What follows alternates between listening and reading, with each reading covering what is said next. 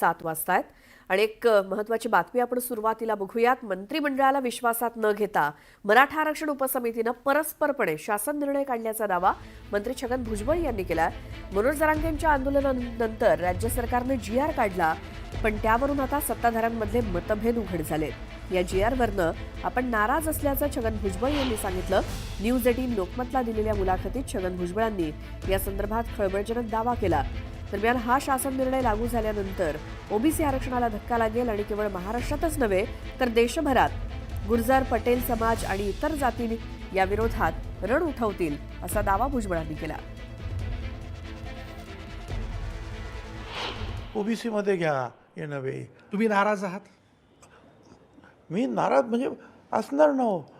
एका बाजूला तुम्ही सांगता की ओबीसी मध्ये त्याला आम्ही धक्का लावणार नाही, आणि दुसरीकडे जे आहेत तुम्ही एवढे मोठे समाज जर त्याच्यामध्ये आले तर मला तुम्ही सांगा धक्का लागणार नाही.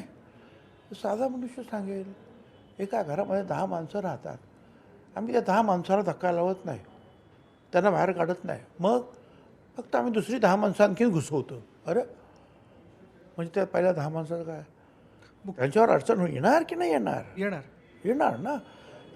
जागेमध्ये याच्यात त्याच्यात तोच प्रकार आहे. वाटेकरी होणार की नाही? झालेच ना. दरम्यान भुजबळांच्या नाराजीवरती ओबीसी आरक्षण उपसमितीचे अध्यक्ष चंद्रशेखर बावनकुळे यांनी काय प्रतिक्रिया दिली ऐकूयात. मला असं वाटतं की जो काही निर्णय झाला आहे त्या निर्णयाबद्दल भुजबळ साहेबांची काही नाराजी असेल तर मी आज चर्चा केली आहे. परवाही मी भुजबळ साहेबांशी बोललो आहे, मुख्यमंत्री बोललेले आहेत. तर निश्चितपणे आता तेही आमच्या मंत्रिमंडळ उपसमितीमध्ये आहेत ओबीसीच्या. तर मी त्यांच्याशी चर्चा करणार आहे. त्यांना काही जर त्याच्यामध्ये काही त्यांना वाटतं तर आम्ही ऐकून घेणार आहे आणि त्याच्याबद्दल योग्य तोडगाही आम्ही काढू. मंत्रिमंडळाला विश्वासात न घेता मराठा आरक्षण उपसमितीने परस्परपणे शासन निर्णय काढल्याचा दावा मंत्री छगन भुजबळ यांनी केला. GRवरनं नाराज असल्याचं छगन भुजबळ यांनी न्यूज 18 लोकमतला दिलेल्या मुलाखतीत म्हटलंय. तर शासन निर्णय लागू झाल्यानंतर ओबीसी आरक्षणाला धक्का लागणार असल्याचा दावाही त्यांनी केला. मराठा आरक्षणाच्या निर्णयामुळे ओबीसींवर कोणताही परिणाम होणार नाही, एका समाजाचं आरक्षण काढून दुसऱ्या समाजाला देणार नाही असं आश्वासन मुख्यमंत्री देवेंद्र फडणवीसांनी दिलं. कुणावरही अन्याय होऊ देणार नाही अशी ग्वाही फडणवीसांनी दिली. भुजबळ बैठकीतून निघून गेले नव्हते असं स्पष्टीकरण मुख्यमंत्री फडणवीसांनी दिलं. भुजबळांसोबत आमची चर्चा झाली, त्यांच्या मनातील शंका आम्ही दूर करू असं म्हणत देवेंद्र फडणवीसांनी भुजबळांच्या नाराजीच्या चर्चांना पूर्णविराम दिला. नागपूरमधील राष्ट्रीय ओबीसी महासंघाचं साखळी उपोषण मागे घेण्यात आलं. मंत्री अतुल सावे आणि आमदार परिणय फुके यांची मध्यस्थी यशस्वी ठरली. 1 महिन्याच्या आत 12 मागण्यांचा शासन निर्णय सरकार काढणार आहे. सरकारमधीलच काही जण फडणवीसांना अडचणीत आणण्याचे प्रयत्न करत असल्याचा दावा संजय राऊतांनी केला आहे. तर शिंदेंनीच मराठा आंदोलकांना रसद पुरवल्याचा आरोपही राऊतांनी केला. ओबीसी आरक्षणाला कुठेही अडचण येणार नाही. हैदराबाद गॅझेटमुळे ओबीसी आरक्षणाला धक्का लागणार नाही असं मंत्री अतुल सावे म्हणाले. मराठा आरक्षण GRमुळे ओबीसींचं नुकसान होणार नाही असं सावे म्हणाले. मंत्री अतुल सावे आणि परिणय फुके यांनी नागपूरमधील ओबीसी आरक्षण स्थळी भेट दिली. महाज्योतीसाठीचा निधी वाढवणार, ओबीसी वसतिगृहासाठी नागपुरात 2 इमारती उपलब्ध करणार असं आश्वासन अतुल सावेंनी दिलं. ओबीसी आंदोलकांशी मंत्री अतुल सावेंनी चर्चा केली. सरकार ओबीसींच्या पाठीशी, ओबीसींच्या 12 मागण्या सरकारने मान्य केल्या असं मंत्री अतुल सावे म्हणाले. सातारा गॅझेटमध्ये हयगय करू नका, निर्णय न झाल्यास रस्त्यावर फिरू देणार नाही असा इशारा मनोज जरांगेंनी दिला. मी माझ्या समाजाला आरक्षण मिळवून देण्यास सक्षम आहे असं जरांगे म्हणाले. आरक्षणाशिवाय मी मागे हटणार नाही. ओबीसींसाठी उपसमिती केली ही चांगली गोष्ट आहे, पण कोणी कितीही उपसमित्या बनवल्या तरी आरक्षण मिळवणारच असं मनोज जरांगे म्हणाले. भुजबळ पक्षाचं कार्यकर्त्यांचं अस्तित्व संपवणारा माणूस आहे अशी टीका मनोज जरांगेंनी केली. GR बदलण्याचा विनाकारण संभ्रम निर्माण करतायत असा आरोपही जरांगेंनी केला. जरांगेंच्या आंदोलनानंतर मिलिंद देवरांनी मुख्यमंत्र्यांना पत्र लिहिलं. दक्षिण मुंबईत आंदोलनाला परवानगी देऊ नये, मिलिंद देवरांनी पत्रातून ही मागणी केली. पिंपरी चिंचवडमध्ये शिवसेना उद्धव बाळासाहेब ठाकरे पक्षाला मोठा धक्का बसण्याची शक्यता निर्माण झाली. पार्थ पवार यांनी शिवसेना उद्धव बाळासाहेब ठाकरे गटाचे शहराध्यक्ष संजोग वाघेरे यांच्या निवासस्थानी जाऊन त्यांच्यासोबत भोजन केल्यानं राजकीय वर्तुळात चर्चांना उधाण आलं. नंदुरबार जिल्ह्यात गेल्या 3 दिवसात विविध पक्षातून पदाधिकाऱ्यांनी भाजपात पक्षप्रवेश केला. आजही शरद पवारांच्या राष्ट्रवादीच्या महिला जिल्हाध्यक्षांनी भाजपात प्रवेश केला आणि त्यांच्यासह शेकडो कार्यकर्तेही भाजपात सहभागी झाले. रत्नागिरीमध्ये वैभव खेडेकरांचा पक्षप्रवेश पुढे ढकलण्यात आला. नारायण राणेंची प्रकृती बरी नसल्यानं पक्षप्रवेश सोहळा पुढे ढकलण्यात आला, तर पुढील 4 दिवसात मोठ्या थाटात पक्षप्रवेश होणार असल्याचं खेडेकरांनी म्हटलं.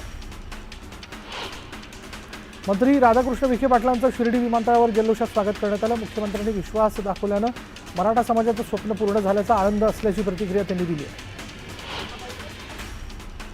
मराठा आंदोलनात दंगल पेटवण्याची संजय राऊत वाट पाहत होते असा आरोप माजी आमदार शहाजी बापू पाटील यांनी संजय राऊतांवर केला आहे. तर संजय राऊतांचा आता जळफळाट होत असल्याचे त्यांनी म्हटलं.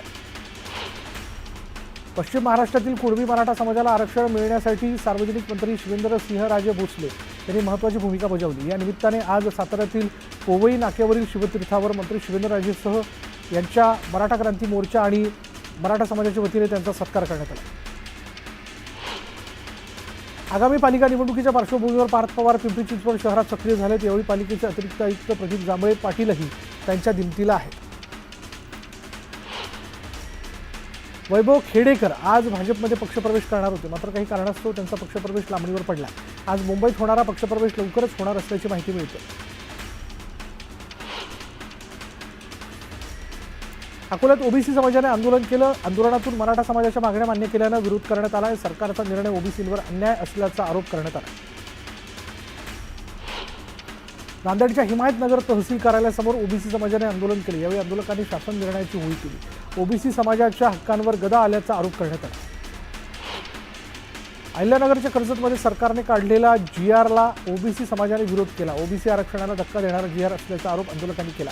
तातडीनं GR रद्द करण्याच्या मागणीसाठी आंदोलनातून ही मागणी जी ती करण्यात आली.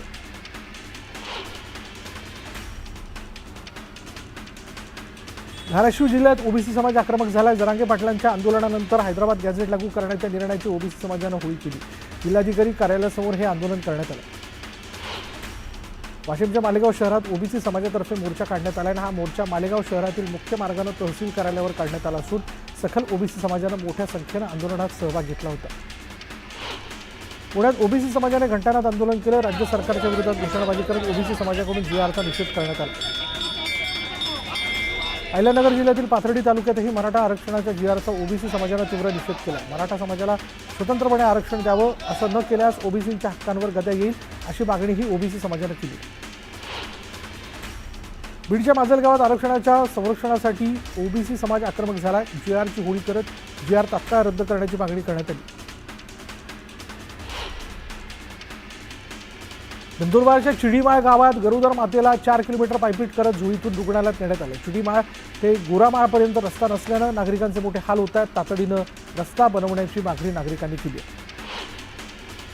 नंदुरबारच्या वेहगी बारीपाडामध्ये एका नागरिकाला साप चावला आणि यावेळी रस्ता आणि रुग्णवाहिका नसल्यानं बांबूच्या झोळीतून रुग्णालयात त्याला नेण्यात आलं. पुराच्या पाण्यातून रस्ता काढण्याची वेळ आली आहे.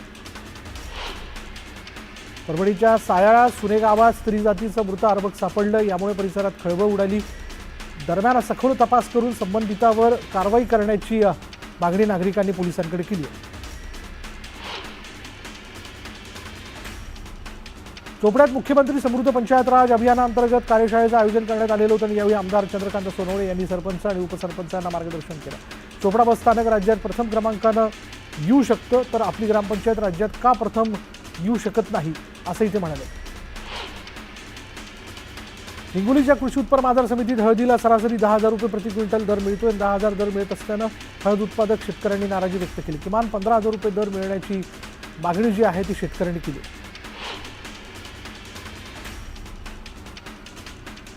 हिंगोली जिल्ह्यात कयाधू नदीवर 4 ते 5 वर्षांपूर्वी बंधारा बांधण्यात आला आणि या बंधाऱ्याचं पाणी शेतात शिरत असल्यानं शेती पिकाचं मोठं नुकसान झालेलं आहे. तातडीनं उपाययोजना करण्याची मागणी शेतकऱ्यांनी केली. आता वेळ